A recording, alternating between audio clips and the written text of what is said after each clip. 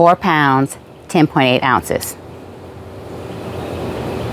That's a weight no mother wants to hear when you ask the doc, well, how much did she weigh? That's the message that I received when my oldest daughter was born. And honestly, I was a bit concerned. However, I looked at her, she looked healthy. She didn't have any problems. She had all her fingers, all her toes. She was breathing on her own. She didn't have to go to the NICU. All was well. My parents were driving down to see their first grandbaby, and my dad asked, well, how much does she weigh? And I said, 4 pounds, 10.8 ounces. You could just hear the silence that came over the phone. Like he was just, I said, but she's okay, Daddy, she's okay, she's fine, she's great, she's healthy, she isn't in ICU, she's right here next to me, she's great.